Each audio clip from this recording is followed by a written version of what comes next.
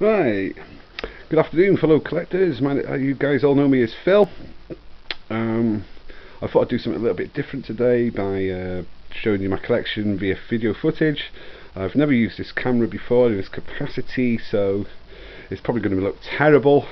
And I also, because I'm so unorganised, I haven't even made a script up, so prepare for lots of waffle or stuff that may not make sense. Anyway, I'll begin with a bit of history. I've got my first Action Man in 1973 or 74, and it was a basic soldier, brown haired grippers, blah blah blah. Thought it was great, best toy I ever had. Unfortunately, as usual, these things, the badge snaps, the SLR breaks in half, and you start to dissect it when it becomes too loose, resulting in him getting thrown in the bin, and I remember being absolutely gutted. I had various Action Men since then, including the Field Commander that I remember, and a Tom Stone. And in 1978, I remember getting my first eagle-eyed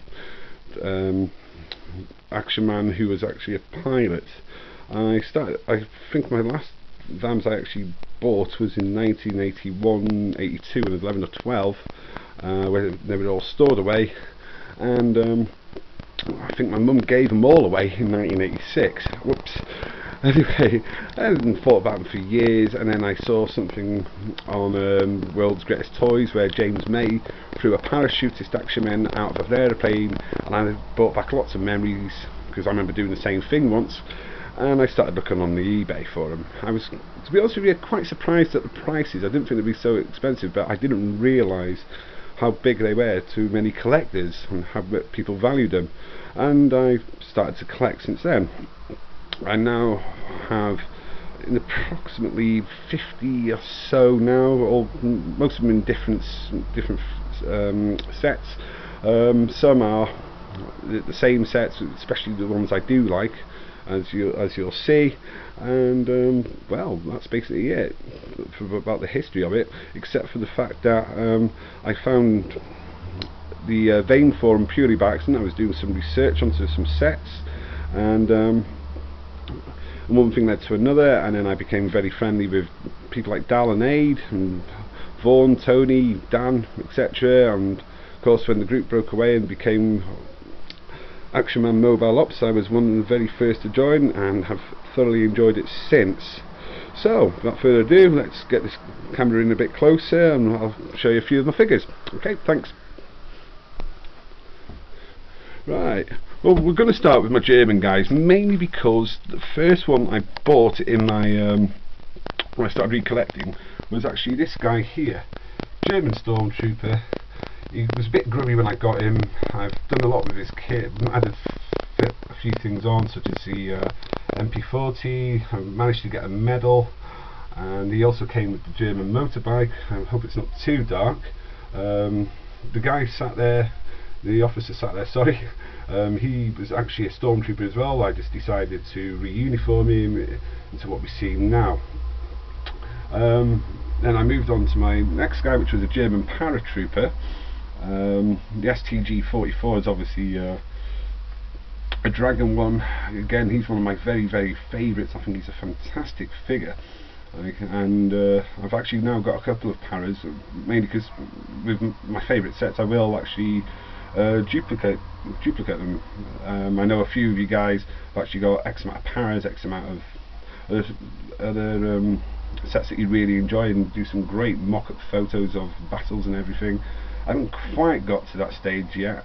I hope to one day, but that's of course if we get a bigger house with more room and my partner doesn't tell me off too much. I'll move on to my next guy next. This is my Japanese guy.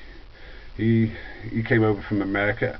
Absolute very rare piece to get hold of, brilliant piece to have.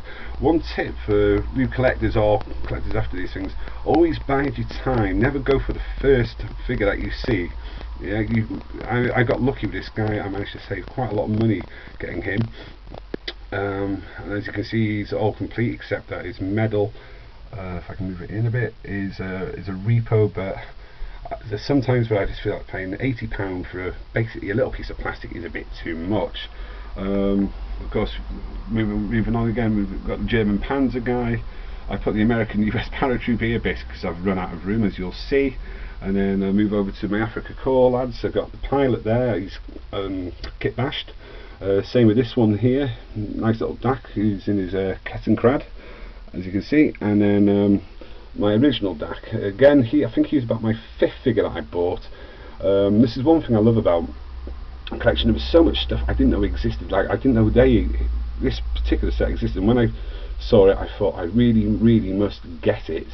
And I was very fortunate to do so. He's a brilliant figure. I've put him on a painted head, and then move forward a bit more, and then as you can see, I've kit bashed a couple of Germans. This guy here is my Panzer guy.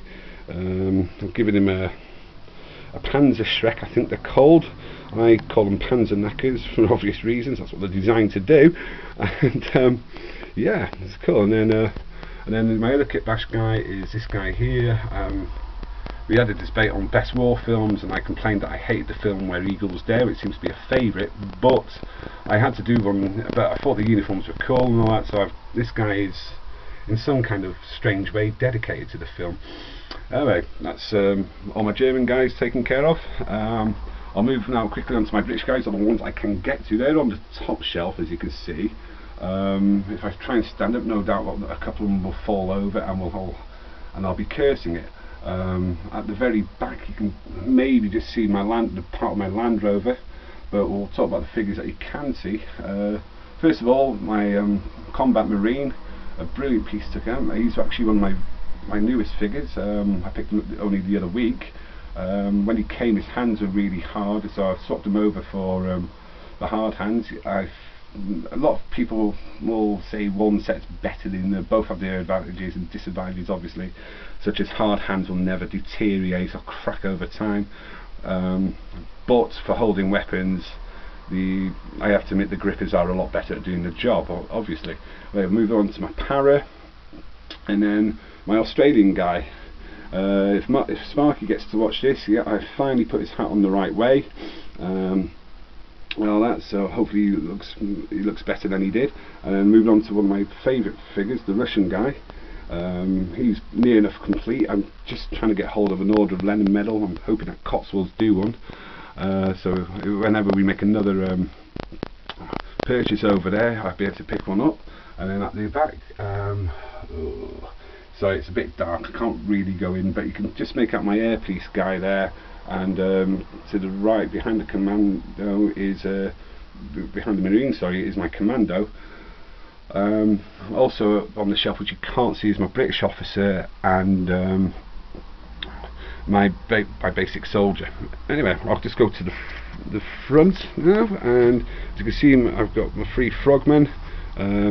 These two are my original guys, and the one there he's basically an underwater stroke frogman. I've decided to semi-kit bash, if you wish to call it that, the guy. And then move over to another one of my vehicles that I'm really proud of, my police bike, complete with the policeman, etc.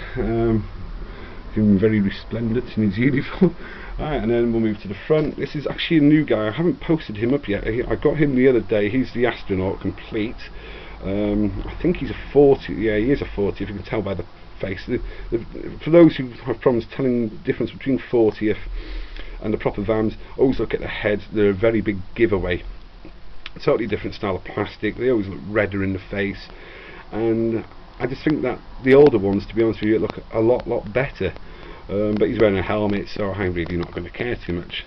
And then he's one of my biggest prizes, my Space Explorer. Yeah, I've taken his helmet off because he's right close to the edge, and I dread it every time he falls off, even though there's a carpet underneath in case the helmet breaks. You can see the helmet is there, well away from any trouble, along with all his accessories, the rocket pack, the scoop, minus the claw unfortunately, but not to worry. And the string thing, I have no idea what it's for. Someone called it a kite handle. It's obviously got a different use. So there we go, and obviously his camera as well. We'll go to the front of the where the other guys stay. These are the ones that I have by my bedside table, mainly because, as usual, I have no room. As you can see, I've got a military police guy. I've got an RAF guy. These this is a vintage PH, but the uniform is 40th. I've given him an MG42 just to be different. Behind is the Luftwaffe guy. Actually, I always thought he was going to be the first guy I would ever buy when I restarted collecting. I'm a big fan of the German Luftwaffe. He actually turned out to be my 10th. And then behind is the 40th Frogman. That's the British version, and then there's the American version, which is, to be honest with you, if you after one of these sets, go for this one.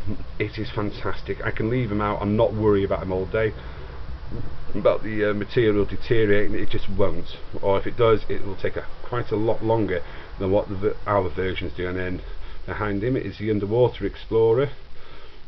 He's basically all complete as well, except he's missing his badge, but again, it's not something I'm too worried about. Just going to quickly move on to some new guys I got. These I haven't put up. Again, I haven't put these guys up on the thing. They're both Paras. They're both they're both 40th. Or at least I think that the Eagle-Eyed has got a 40th head, and the rest of his body's complete. By looking at his hands, he does look the old body type. But I've got a big weakness for German Paras. I think they're brilliant. So again, my missus told me off when she saw them come back last night. And then here's the Kit Bash ones I've done. This guy here and this one here. Just a quick tip whilst they're here. When you're, it's a bit of an obvious one, especially for the old hands. When you get a helmet for the PHs, the heads are generally smaller and the heads tend to wobble a bit on them. Sorry, the helmets tend to wobble a bit on them. Not too much good. All you got to do to combat that is put a little bit of sponge in like that. Yeah, it doesn't even have to be of equal amounts as showing. And then you just make sure it's on the right way. And then brilliant. You get it a fit any way you want. It is fantastic. Now my missus is going to say, where's that sponge gone? And I'll have to give her one of those blank looks. But as you can see, it works a treat. And then I'll just move finally onto my vehicle, my last few vehicles. I'll just use this chair. Okay, here we are.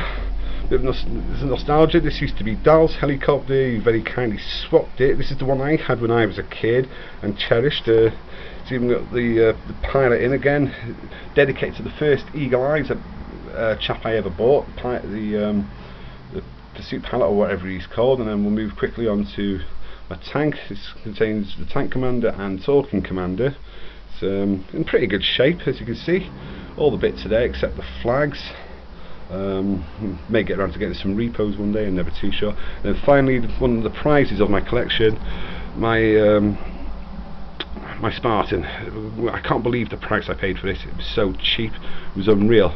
I managed to put in a couple of green berets just to be different.